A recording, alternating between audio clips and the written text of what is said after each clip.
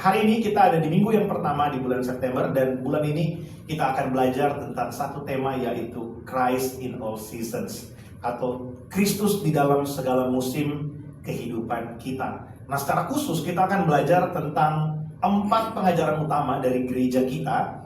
Gereja kita adalah gereja Foursquare Gospel Church, atau gereja dengan 4 Injil. 4 Injil maksudnya dengan 4 pengajaran Injil yang ada di layar. Saudara bisa lihat sama-sama. Yang pertama itu ada the Savior, atau Christ the Savior, Yesus Sang Juru Selamat kita. Kemudian Yesus sebagai pribadi yang membaptis kita dengan Roh Kudus. Kemudian Yesus Kristus yang adalah penyembuh bagi setiap kita. Dan yang terakhir adalah Yesus Kristus Raja yang akan datang. Nah, kita akan belajar hal ini bersama-sama dalam bulan ini, dalam 4 pertemuan kita di bulan ini ya. Dan saya berdoa supaya kita dapat mendapatkan sesuatu bagi kita. Pertama, kita bisa mengerti apa sih yang kita sering dengar, Foursquare ada 4, lalu ada square, ada 4 kotak. Apa itu maksudnya? Apakah itu tebak-tebakan? Atau satu gedung, ruangan, atau apa gitu ya. Nah, kita belajar hari ini bahwa Foursquare itu berbicara tentang 4 hal ini, 4 pengajaran ini.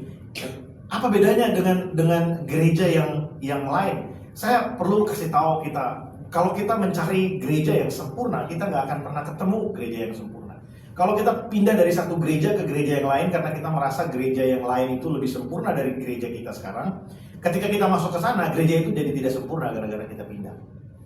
Ya, karena memang tidak ada gereja yang sempurna. Setiap kita sedang bertumbuh, sedang berubah menjadi sempurna seperti Kristus melalui gereja. Jadi adalah baik untuk kita bisa mengenal, kita bisa mengerti apa yang menjadi pengajaran utama, penekanan utama dalam gereja kita. Saya cukup aktif dalam kegiatan antar gereja. Seperti yang sudah tahu, di Malaysia ada FKUKI, Forum Komunikasi Umat Kristiani Indonesia di Kuala Lumpur. Dari semua gereja ada di situ. Gereja Katolik ada, Protestan pun dengan semua anak-anaknya ada di situ ya. Karismatik ada, Pentakosta ada, denominasinya ada GBI, ada GPDI, gereja lokal Malaysia ada, dan gereja Indonesia ada. Dan ketika ada di sana, saya bisa melihat, saya bersyukur karena gini, saya bisa lihat keindahan Injil itu dalam setiap gereja. Kita nggak bisa bilang, oh gereja karismatik A itu lebih bagus dari gereja Katolik. Oh gereja Protestan ini lebih indah, lebih mengerti pengajaran daripada gereja ini. Nggak bisa, karena di semua gereja itu punya kekuatan sendiri-sendiri. Dan kita bersyukur karena Tuhan menciptakan kita berbeda. Karena nggak mungkin ada satu gereja yang dapat melakukan semuanya secara sendirian. Tuhan mau supaya dalam segala kelemahan setiap kita, baik secara individu maupun secara gereja, kita dapat memperlengkapi satu dengan yang lainnya, sehingga melalui kebersamaan kita, nama Tuhan dipermuliakan. Amin. Melalui kebersamaan kita, nama Tuhan dipermuliakan. Itu yang menjadi tujuan kita. Nah, hari ini kita akan belajar tentang Foursquare, gereja kita hari ini. Saya tahu setiap kita mungkin baru ada di gereja ini, masuk saya ya. Setiap kita baru ada di gereja ini, namun kita adalah baik ketika kita mengerti apa yang ada di dalam gereja ini menjadi nilai dan poin-poin utama pengajaran yang ada di gereja ini.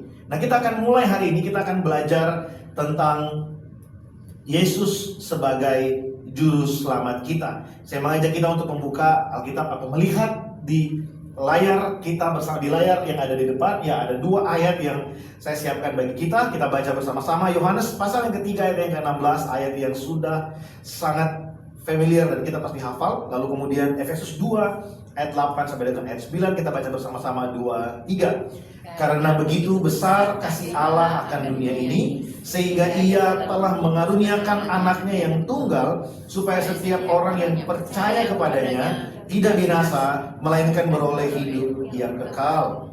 Ayat yang berikutnya, sebab karena kasih karunia kamu diselamatkan oleh iman, itu bukan hasil usahamu, tetapi pemberian Allah. Itu bukan hasil pekerjaanmu, jangan ada orang yang megahkan diri. Mari kita berdoa. Allah Roh Kudus, hamba-Mu menyerahkan pemberitaan firman sore hari ini dalam tangan-Mu.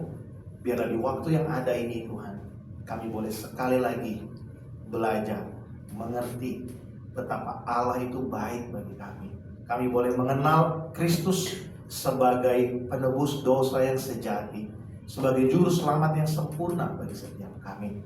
Kami tahu Tuhan bahwa Engkau begitu mengasihi kami. Oleh sebab itu kami ada di tempat ini. Ajar kami supaya kami mengerti kebenaran dan kebenaran-Mu memerdekakan kami. Aku berdoa untuk setiap hati, setiap pikiran yang mungkin merasa bahwa kami sudah pernah mengerti hal ini. Kami sudah sangat tahu hal ini. Biarlah kami diberikan kelembutan hati, kerendahan hati. Kami boleh datang dengan merendahkan hati kami, merendahkan diri kami di hadapan-Mu sekali lagi, untuk kami diingatkan dan kami diajar Tuhan. Karena kami tahu di luar Engkau kami tidak dapat berbuat apa-apa. Berbicaralah dalam nama Tuhan Yesus kami berdoa. Amin. Keluargaku semua, minggu lalu adalah minggu yang sangat memorable buat kita, orang Indonesia. Ya, kita tahu apa yang terjadi di Jakarta dan di beberapa kota yang lain. Untuk saya secara pribadi, minggu lalu itu minggu yang cukup berat untuk saya.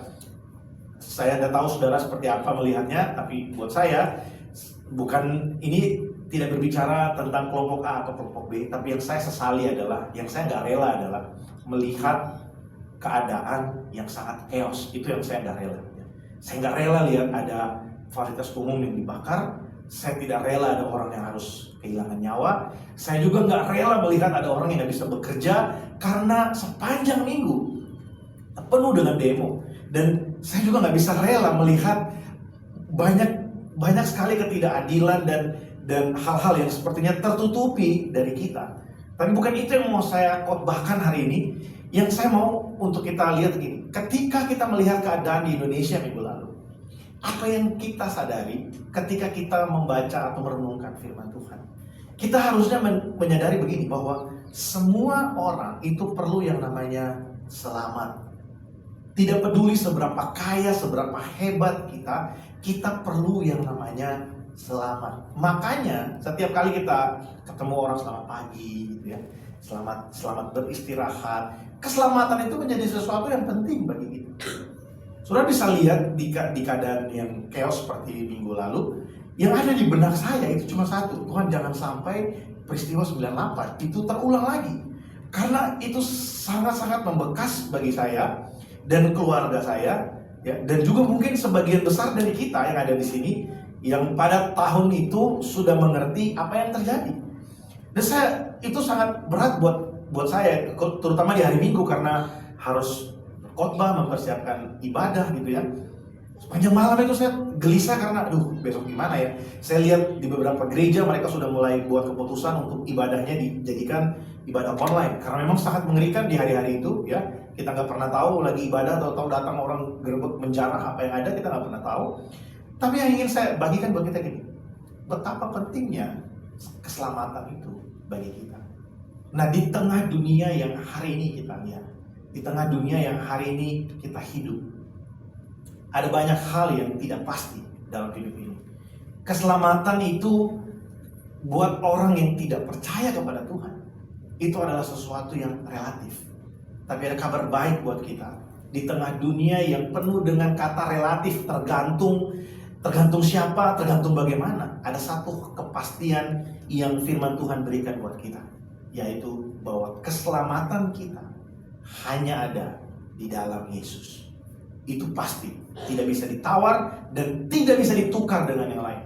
Keselamatan itu hanya ada di dalam Kristus. Tidak peduli apa yang terjadi di dalam dunia, tidak peduli apa yang terjadi dalam hidup kita, tidak peduli apa yang sedang kita hadapi hari ini, keselamatan kita hanya ada di dalam Kristus. Ada banyak orang yang berusaha untuk mendapatkan rasa aman dengan semua yang mereka punya. Namun pada akhirnya kita harus mengakui bahwa hanya di dalam Tuhan kita memiliki damai sejahtera yang sempurna. Yang mengerti katakan amin. Amin. Hari ini kita akan belajar 3 hal. Saya berusaha untuk membagikan ini kepada saudara dengan waktu yang ada, supaya kita dapat mengerti dan memahami firman Tuhan ini dengan baik. Kalau disingkat, apa yang akan saya bagikan hari ini itu bisa disingkat sebagai SOS gitu ya. SOS ya. Yang pertama, kita melihat dari pembacaan kita tadi ya, bahwa kita memiliki satu sekuritas, atau kita memiliki satu keamanan, rasa aman, kita secure di dalam kasih-Nya. Yang pertama kita belajar bahwa we are secure in His love. Kita aman di dalam kasih-Nya Tuhan. Yohanes pasal yang ke-16 ayat yang ketiga ayat yang ke-16 tadi diawali dengan kata ini, kalimat ini. Karena begitu besar karena begitu besar kasih Allah akan dunia ini. Karena Allah begitu mengasihi kita sehingga Dia mengaruniakan Sang Putra supaya setiap orang yang percaya kepada Sang Putra itu tidak binasa melainkan beroleh hidup yang kekal. Keluarga HCC yang saya kasihi di dalam Tuhan, kalau kita kehilangan semua di dalam hidup kita, kehilangan semua hal di dalam hidup kita, kehilangan kepercayaan kepada semua orang yang ada di sekeliling kita, saya mau ingatkan kita sesuatu, yaitu bahwa jangan sampai kita berpikir atau merasa kita kehilangan kasih sayang dari Tuhan. Saya perlu ingatkan ini. Jangan pernah berpikir bahwa kita kehilangan kasih sayang dari Tuhan. Karena kasih Allah kepada kita itu tidak akan pernah berubah dan tidak akan pernah berkurang karena keadaan kita hari ini.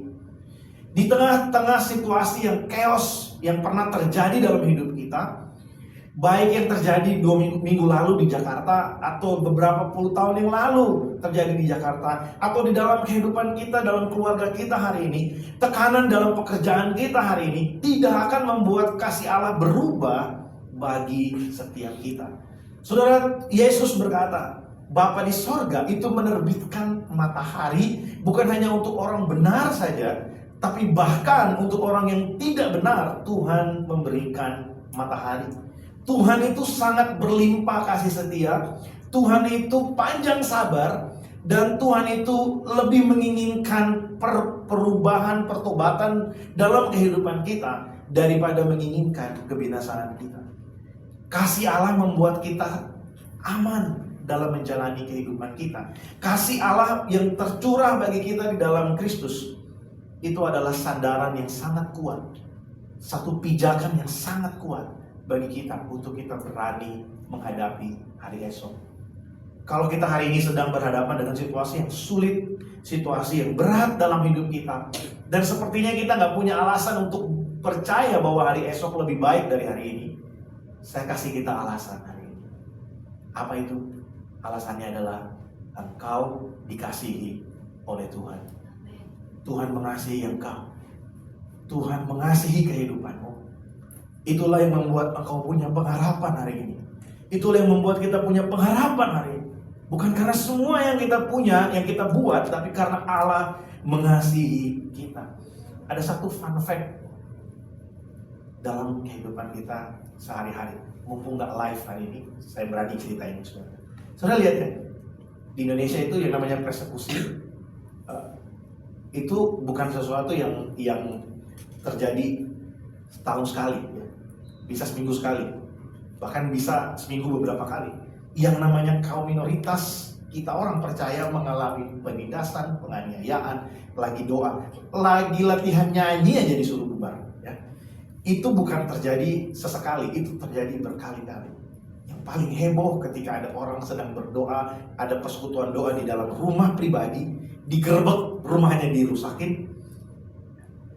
Itu hanya salah satu dari sekian ribu cerita yang terjadi di Indonesia. Sudah coba bayangkan ini. Kalau kita lihat, kita nggak usah survei, nggak usah. Coba kita lihat, ada berapa kali orang Kristen atau orang percaya membalas atau melakukan tindakan sesuatu yang sama gilanya dengan apa yang orang percaya terima. Dari pengamatan saya nggak tahu dari pengamatan saya sangat sedikit. Kenapa? Kenapa sih orang Kristen itu kenapa punya satu hasrat untuk mengampuni dan tabah menerima lebih besar daripada yang lain? Kenapa? Coba deh, karena memang kita itu memiliki satu panutan yang memberikan terlebih dahulu kasihnya bagi kita, yang berlimpah di dalam hidup kita. Kita sadari atau kita tidak sadari, keinginan untuk membalas itu tidak lebih besar daripada keinginan kita untuk mengasihi. mengampuni dan menerima. Mungkin terdengar aneh bagi orang lain, tapi apa yang terjadi ya seperti itu. Saudara bayangkan ada orang yang rumahnya dirusak, dikasih uang untuk ganti rumah, untuk perbaiki rumahnya, malah disumbangin untuk yang lain. Itu baru salah satu cerita. Dan dalam kehidupan kita sehari-hari, kita juga bisa melihat seperti itu. Kenapa kita orang percaya semakin kita kenal Tuhan, kok kita itu lebih diarahkan hasrat dalam hati kita untuk mengampuni, untuk punya hubungan yang baik, untuk kembali bangkit itu lebih besar daripada untuk melakukan yang sebaliknya. Kenapa? Karena memang kita ini digerakkan oleh kasih. Kasih yang kita terima dari Tuhan, yang kita sadari atau tidak kita sadari, itu menggerakkan hidup kita, mengubah hidup kita, sehingga kita seharusnya punya rasa aman di dalam kasih-Nya Tuhan. Karena begitu besar kasih Allah akan setiap kita. Karena Allah begitu mengasihi kita, sehingga Dia mengaruniakan Sang Putra bagi setiap kita.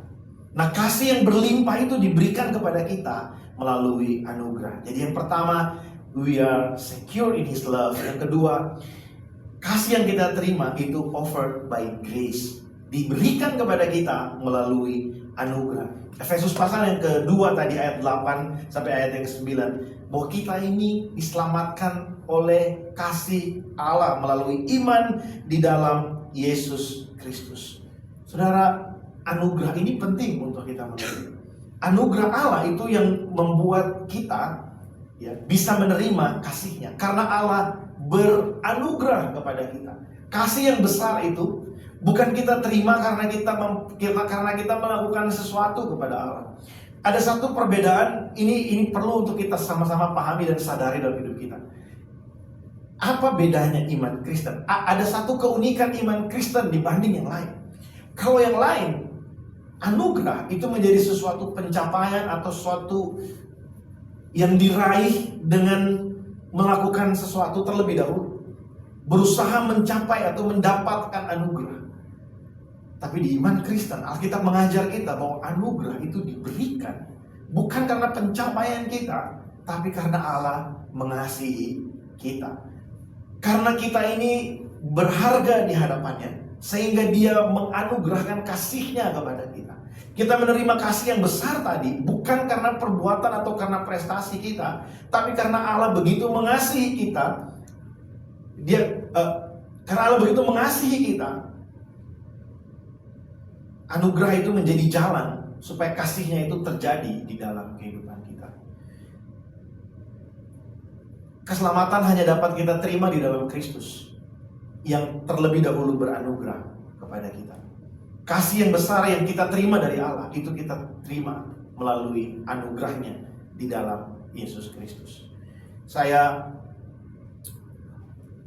minggu yang lalu itu saya teringat kepada beberapa peristiwa di dalam kehidupan keluarga kami. Paman saya dulu tinggal di satu kota namanya Poso. Kalau Bapak Ibu tahu, Poso itu di Sulawesi Tengah. Dan tahun 98 juga setelah di Jakarta ada kerusuhan, di Poso juga ada kerusuhan. Dan ini dekat dengan keluarga kami. Paman saya itu menjadi salah satu korban. Dan itu memang betul-betul perang, saudara. Kalau di Jakarta mungkin antara massa melawan aparat, ini antara satu kepercayaan melawan kepercayaan yang lain. Itu baku hantam, baku pukul, bunuh-bunuhan, pakai tombak, pakai parang, itu di depan-depan mata, saudara. Itu sangat mengerikan, sangat mengerikan sekali, gitu ya. Di tengah keadaan yang sangat chaos seperti itu. Dan ketika orang berperang, apa yang ada di dalam pikiran mereka? Kenapa orang berani nekat mempersembahkan atau memberikan dirinya, gitu ya, tidak berpikir tentang keselamatannya? Kenapa? Karena pasti dia memiliki satu keyakinan bahwa ketika dia melakukan ini dan something happen buat dalam kehidupannya, mungkin dia mati atau dia mengalami sesuatu yang buruk, dia punya satu kepastian bahwa ada penerimaan. Dia akan mendapatkan sesuatu yang berharga, yang dikenal, kita sering dengar, mendapatkan sorga. Ya kan? Mendapatkan sorga. Bahkan ada orang yang berpikir ketika mereka berperang dengan sungguh-sungguh dan berhasil mematikan, membunuh lebih banyak orang yang punya kepercayaan yang lain, mereka akan mendapatkan sorga. Tapi apa yang Alkitab ajar buat kita, sorga atau anugerah Allah yang besar itu Tidak kita terima karena kita berperang seperti itu. Kita menerimanya karena Allah itu betul-betul memang Dia mengasihi kita. Kalau kita baca di dalam rujukan Alkitab yang lain, dalam kitab Efesus dikatakan bahwa supaya terpujilah kasih karunia-Nya di dalam kehidupan kita. Makanya Allah yang beranugerah itu memberikan Kristus sebagai juru selamat bagi setiap kita. Ada seorang penulis lagu yang sangat terkenal, ada banyak lagu-lagunya yang kita nyanyikan, ya, terutama buat kita yang dari gereja Protestan yang pernah ada di sana, ya, namanya Robert Lowry. Ya. Ada satu lagu yang saya dulu nggak tahu lagu ini, ya, karena saya bukan berasal dari gereja Protestan. Waktu saya mulai kenal Tuhan sudah langsung di gereja aliran Pentakosta, ya. Jadi lagu ini saya nggak tahu. Saya baru tahu beberapa tahun belakangan ini. Ya. Lagunya bilang begini. What can wash away my sin? Nothing but the blood of Jesus. What can make me whole again? Nothing but the blood of Jesus.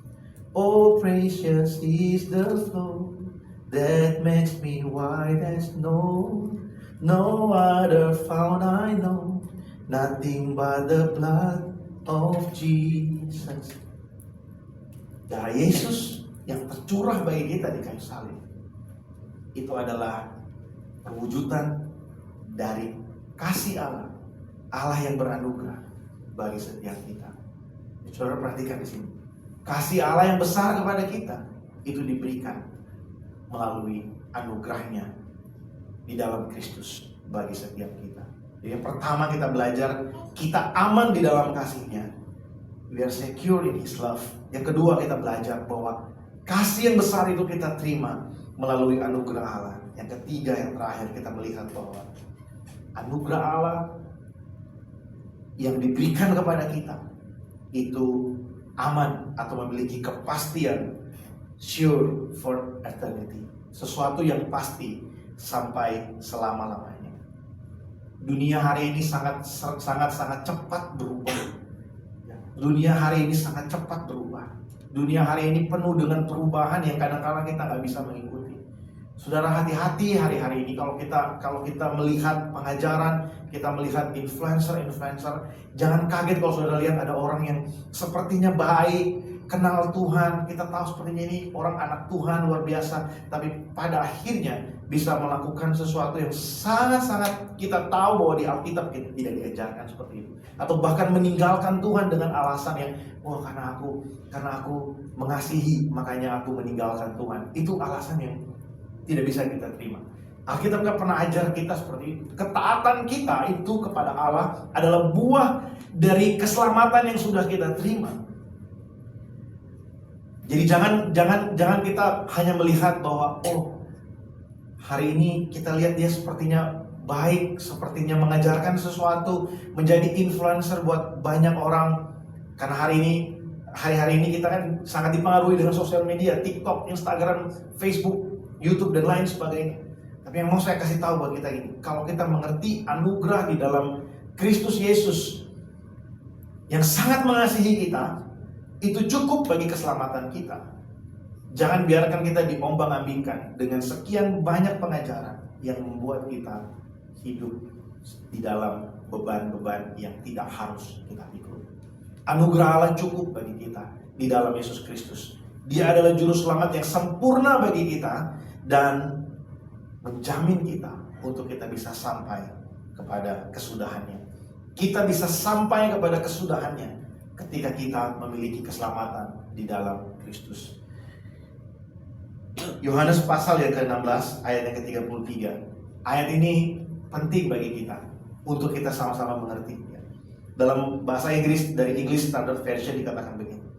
I have said these things to you, that in me you may have peace. Di dalam aku kamu memiliki damai sejahtera. In the world you will have tribulation, but take heart, I have overcome the world. Tuhan Yesus menjamin kita bahwa sekalipun di dalam dunia kamu mengalami banyak kesulitan, dalam terjemahan yang lain menggunakan kata suffering, kamu banyak mengalami penderitaan, Kamu banyak mengalami kesulitan hidup, tapi kalau kamu tinggal di dalam aku, kamu pasti aman. Karena aku telah mengalahkan dunia satu kali untuk selama-lamanya. Dia mengalahkan semua kekuasaan maut di kayu salib. Dan itu memiliki efek atau mengakibatkan sesuatu yang berdampak sampai kepada kekekalan bagi setiap kita. Keluargaku, keluarga HCC yang saya kasih di dalam Kristus Yesus Tuhan, hari ini kita belajar tentang Christ the Savior, Tuhan Yesus yang adalah juru selamat yang sempurna bagi kita, yang di dalam kasih-Nya kita bisa merasakan aman. Aman dari segala tuntutan-tuntutan dosa, aman dari segala perubahan yang ada di dalam dunia ini, aman dari semua godaan yang ada di dalam dunia ini, aman dari semua rasa takut akan hari esok. Mungkin kita bingung untuk melihat begini, keselamatan kan berbicara tentang nanti, Pak, tentang kehidupan yang kekal bersama dengan Tuhan. Apa relate-nya dengan kehidupan kita, dengan kesengsaraan kita, dengan persoalan yang kita hadapi hari ini?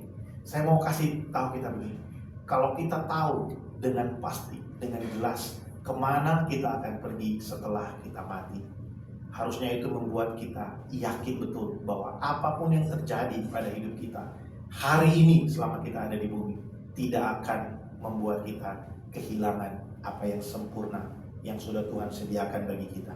Kita berani menghadapi hari esok, kita berani menghadapi semua konsekuensi yang akan kita hadapi hari ini. Kenapa? Karena kita tahu apapun yang terjadi, kita aman di dalam kasih-Nya. Kita menerima anugerah yang besar di dalam Dia, dan kita memiliki satu kepastian bahwa kita akan ada bersama dengan Dia di surga. Amin. Amin, keluargaku. Nah, di akhir dari khotbah ini, saya ingin kasih kita sesuatu yang ini adalah salah satu bahan dari Komsel Youth yang baru, ya, yang baru di bulan ini kita belajar tentang keselamatan di dalam Yesus Kristus Tuhan. Roma pasal yang ketiga ayat yang ke-23 sampai ayat yang ke-24 bilang begini. Roma pasal yang ketiga ayat 23 sampai 24 di layar bilang begini. Karena semua orang telah berbuat dosa dan telah kehilangan kemuliaan Allah, dan oleh kasih karunia Allah telah dibenarkan dengan cuma-cuma karena penebusan dalam Kristus. Dari dua ayat ini ada tiga hal yang bisa kita lihat. Yang pertama, ada keadilan Tuhan. Yang kedua, ada belas kasihan Tuhan. Yang ketiga, ada kasih karunia Tuhan. Nah, seringkali kita itu tidak memahami betul apa sih maksudnya. Kalau Allah adil, bagaimana mungkin Allah yang adil itu juga Allah yang memberikan kasih karunia? Kalau Allah mengampuni, berarti Allah tidak menghukum, berarti Allah tidak adil dong. Tapi dari ayat ini, tiga hal ini dapat kita lihat dan dijelaskan dengan sangat baik. Allah itu adil, apa maksudnya? Allah itu adil maksudnya adalah Allah menghukum setiap orang yang berdosa. Semua dosa itu dihukum oleh Allah. Allah menghukum setiap pelanggaran yang dilakukan oleh manusia. Dan bagi kita orang percaya, kita menerima yang namanya belas kasihan Tuhan. Apa itu? Kesabaran Tuhan terhadap apa yang kita lakukan. Tuhan itu panjang sabar, bukan berarti Tuhan sabarnya nggak ada batasnya. Beda itu. Panjang sabar dengan kesabaran Tuhan tidak ada batas. Alkitab nggak bilang Tuhan itu kesabarannya tidak ada batas. Alkitab bilang Tuhan itu panjang sabar. Sepanjang apa, Pak? Coba renungkan. Sepanjang sabar apa Tuhan sama keras kepalanya kita? Sepanjang itulah panjang sabarnya Tuhan. Sepanjang sabar apa Tuhan? Ya, coba renungkan. Sepanjang sabar apa Tuhan melihat hidup kita sampai hari ini, dan Tuhan tetap memberikan hari yang baru. Sepanjang sabar itu Tuhan. Dan ada kasih karunia Tuhan. Apa itu kasih karunia Tuhan? Kasih karunia Tuhan itu berbicara tentang anugerah yang sebenarnya kita tidak layak untuk terima. Dari ayat ini kita belajar tiga hal ini. Tuhan itu adil. Maksudnya adalah semua orang yang berdosa itu pantas menerima apa yang seharusnya mereka terima. Ada belas kasihan Tuhan. Apa itu? Orang yang percaya kepadanya tidak menerima apa yang sepatutnya mereka terima. Tapi ada lagi yang diterima, orang yang percaya kepada Kristus. Bukan hanya belas kasihannya, tapi juga menerima kasih karunia-Nya. Apa itu kasih karunia Tuhan? Kita menerima sesuatu, berkat yang tidak layak untuk kita terima. Kita ini tidak layak untuk menerimanya, tetapi Allah memberikannya kepada kita. Keluargaku, semua orang yang berdosa pasti menerima hukuman. Dan bagi kita yang percaya, firman Tuhan berkata, semua orang yang percaya kepadanya tidak binasa. Maksudnya apa? Semua dosa dan pelanggaran kita, jangan pikir itu tidak ditanggung. Itu ditanggung oleh satu pribadi yang namanya Yesus. Setiap dosa yang kita lakukan itu ditanggung oleh Yesus di kayu salib. Sehingga hari ini kita hidup, kita menikmati yang namanya belas kasihan Tuhan. Kita tidak menerima hukuman seperti yang harusnya kita terima karena kita melakukan dosa. Tapi Allah tidak berhenti sampai di situ. Allah juga memberikan kepada kita kasih karunia-Nya, sehingga kita walaupun bukan hanya kita tidak menerima hukuman, kita bahkan diberikan satu kemampuan untuk hidup di tengah-tengah kelemahan kita. Kita bisa hidup dan berpengharapan di dalam Dia. Yesus satu-satunya jalan. Hanya melalui Dia kita menerima yang namanya kasih karunia-Nya dan belas kasihan Tuhan. Tanpa belas kasihan Tuhan, bahasa Inggrisnya mercy, tanpa mercy-Nya Tuhan, kita hari ini tidak dapat bertahan, keluargaku. Tanpa pengampunan Tuhan, tanpa Tuhan yang tidak memberikan hukuman kepada kita, karena Yesus sudah menanggungnya bagi kita, hari ini kita tidak mungkin bisa bertahan. Hari ini kita mungkin tidak ada di tempat ini karena kita dikejar oleh rasa bersalah. Kita selalu dikejar oleh rasa yang, wah, aku ini gak layak, aku ini gak mampu, aku ini gak bisa. Kita tidak mampu melihat hari esok yang lebih baik kalau kita tidak menerima belas kasihan Tuhan. Dan kita tidak mungkin punya pengharapan akan sesuatu yang berubah dalam hidup kita kalau kita tidak menerima kasih karunia-Nya.